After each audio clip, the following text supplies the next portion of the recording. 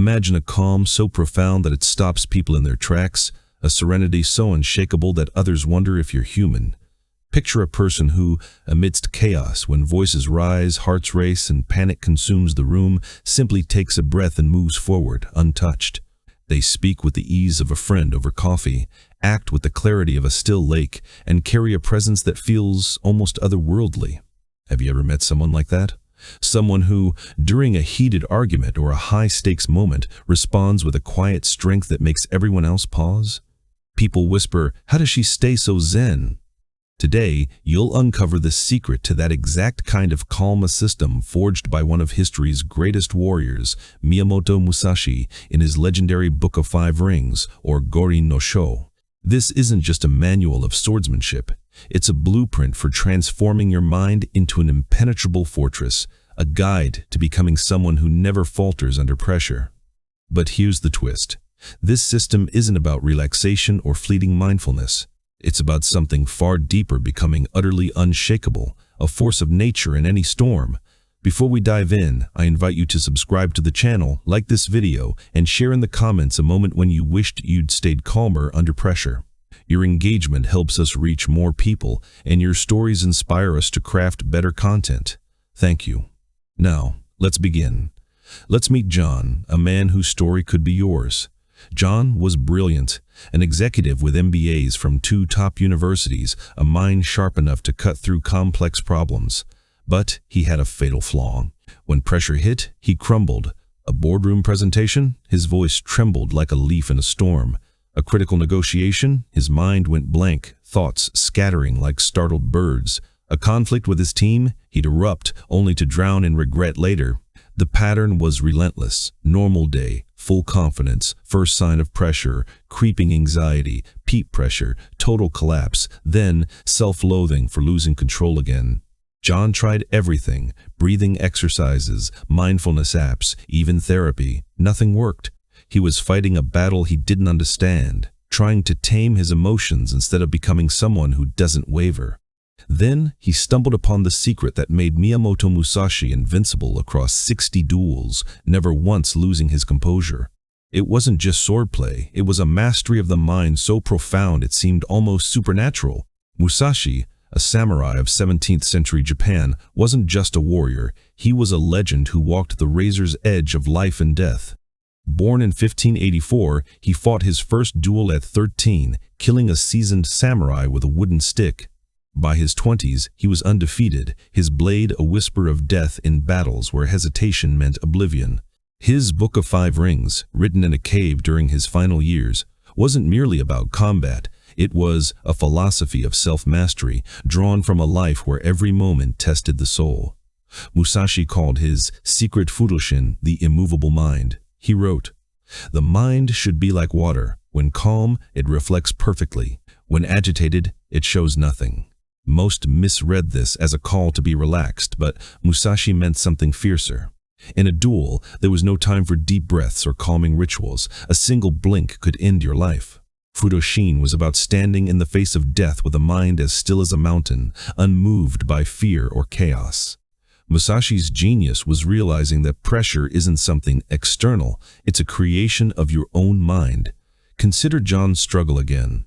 A pivotal presentation to his company's biggest client, a $2 million deal on the line, a room packed with executives. The moment he began speaking, his mind froze. His heart pounded, his palms sweated, as if a tiger were lunging at him. But there was no tiger, only a PowerPoint and expectant faces. The pressure wasn't in the room, it was in the story John told himself. If I fail, I'm fired. They'll see I'm a fraud. My career is over. This mental movie was more real to his brain than the actual moment. His primitive instincts, wired over millennia to spot danger, flooded his system with cortisol and adrenaline, screaming threat when there was none. Musashi's first lesson cuts through this illusion. The enemy isn't out there. The enemy is in your mind. Pressure is a construct, a ghost you conjure. When you see it for what it is, you can begin to dismantle it. But Musashi didn't stop at understanding pressure. He sought to become immune to it, crafting a state he called Haijoshin, the ordinary mind. Hijoshin is deceptively simple. It's the same mental state, whether you're sipping tea or facing a blade. It's not about being emotionless or robotic. It's about anchoring your core so deeply that no storm can shake it. Imagine Musashi in a duel, his opponent screaming, steel flashing, death a heartbeat away. Yet his mind remained as steady as it was during a quiet meal under cherry blossoms. This wasn't supernatural, it was trained.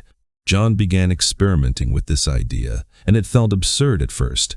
He practiced maintaining the same calm he felt alone at home in everyday moments, ordering coffee at a busy cafe, same steady breath, answering a colleague's question, same relaxed posture, navigating a minor disagreement, same clear focus. Samurai trained this way too, not just in dojos, but in daily life, treating every act, pouring tea, writing calligraphy, as a chance to hone mental stillness. For John, the first week was chaos. His body rebelled, heart racing, voice wavering. This was expected. His nervous system, shaped by eons of survival instincts, fought change. But something deeper was stirring, a spark of the unshakable calm Musashi mastered centuries ago. By the second week, a shift emerged, subtle at first, like the first light of dawn piercing the night. John could hold his steady breath longer before his body signaled alarm. In the third week, during a small team meeting, he spoke with the same ease he felt lounging on his couch, words flowing without the usual tremor. This wasn't magic, it was science meeting ancient wisdom. A neuroscientist at Stanford, after 18 years studying stress, uncovered how practicing this uniform mental state rewires the brain's pathways. Neurons that once fired in panic now learn neutrality, recognizing that a boardroom isn't a battlefield. Musashi, drawing from Zen influences in samurai culture, embodied this. His mind a mirror, reflecting reality without distortion.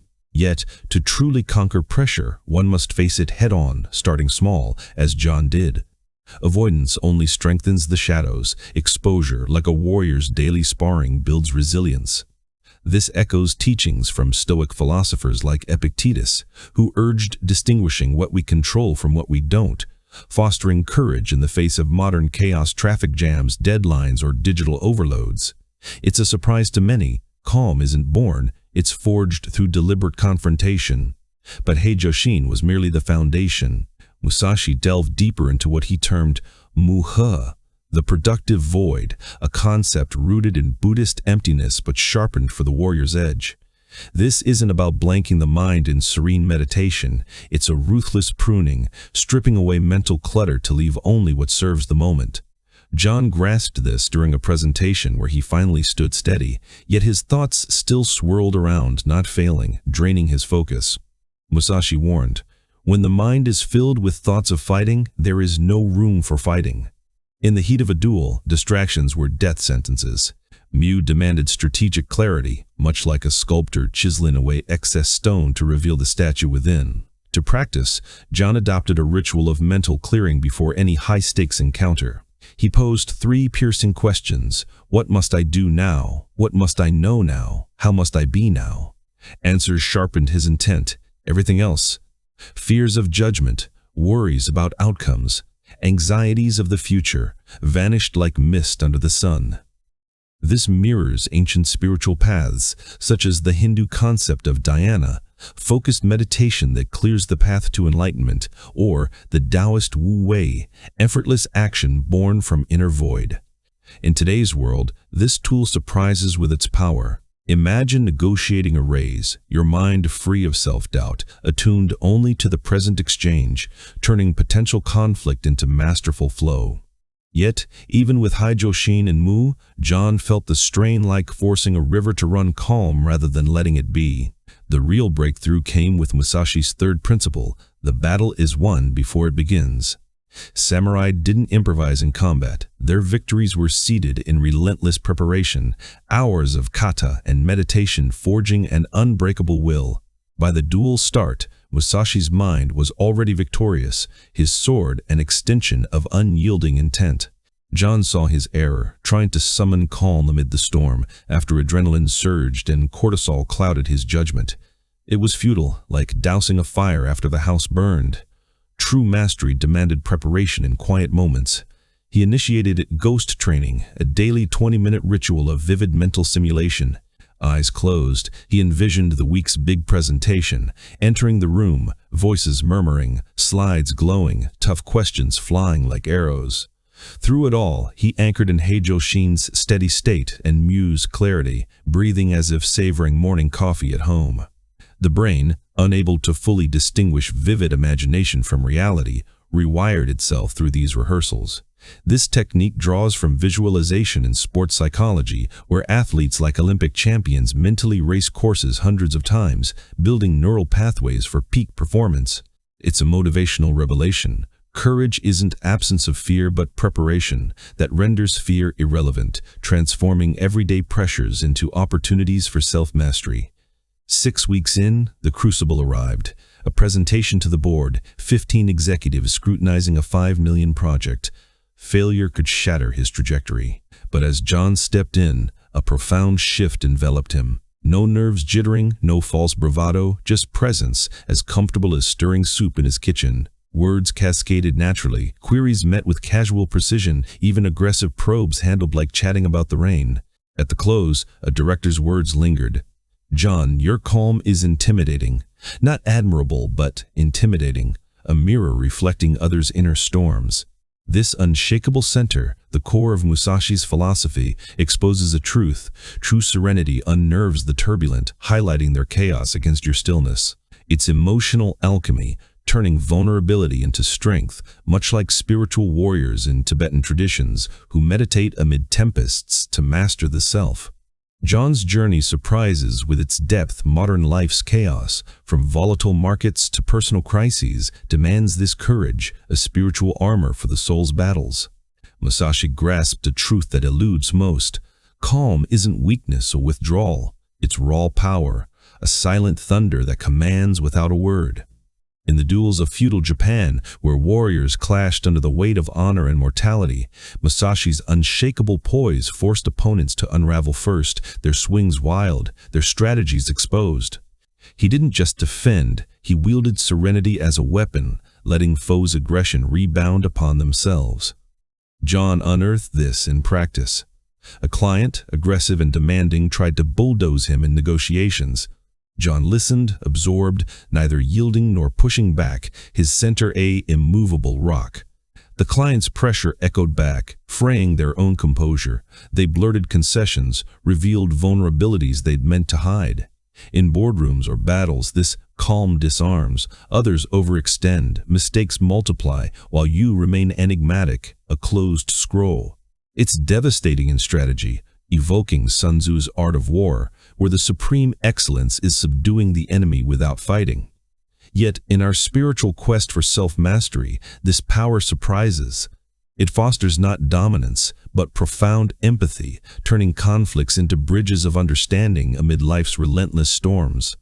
3 months on, John's reputation shifted. Colleagues dubbed him the Unbreakable One, the executive who thrived where others faltered. 6 months later, a promotion landed. A year in, he helmed the company's flagship division.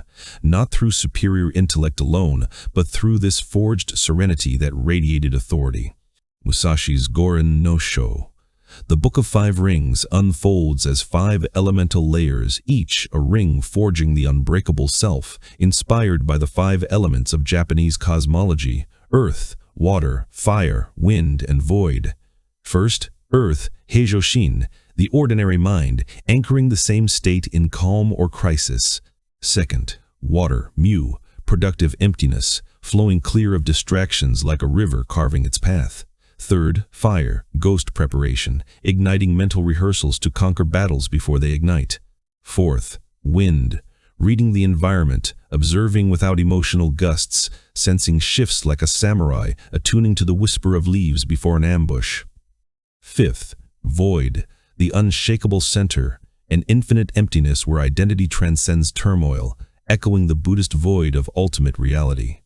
These rings interlock, building sequentially. You master earth before water flows, stoke fire only after clearing the void. Historically, Musashi penned this in 1645, retreating to a cave after decades of undefeated prowess, blending Zen, Shinto, and martial arts into a timeless strategy for life's duels. John's six-month odyssey integrated these rings, reshaping him utterly. People noticed, co-workers sought his counsel on pressure, bosses entrusted him with firestorms, clients accorded him deference laced with awe.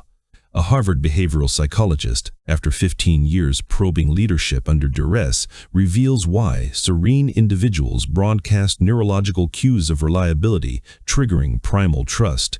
We instinctively rally to the calm in chaos, as our ancestors followed the steadfast hunter amid predators. This system doesn't merely relax, it rebirths you, slaying the reactive self to birth the sovereign one. When the five rings align, ordinary mind, productive emptiness, phantom preparation, non-reactionary observation, unshakable core, you transcend pressure, immune as Musashi in his 60 victories. And herein lies the hook. Real power isn't wrestling storms, it's becoming the eye, where tempests rage but cannot touch. Do you crave this serenity? It demands death and rebirth, the end of your frantic ego, the dawn of unyielding spirit. Musashi's legacy, etched 400 years ago, isn't pressure management, it's evolution into one whom pressure cannot sway. When that metamorphosis completes, when your calm unnerves like John's did, you've unlocked Musashi's immortal secret. Serenity isn't a fleeting mood, it's existence itself. If this journey stirred you, subscribe and hit the bell for more paths to mastery. Share in the comments, what pressure do you yearn to conquer with Gorin no Sho? Remember, the calm that intimidates is the pinnacle worth pursuing. Thanks for joining till the end. See you next time.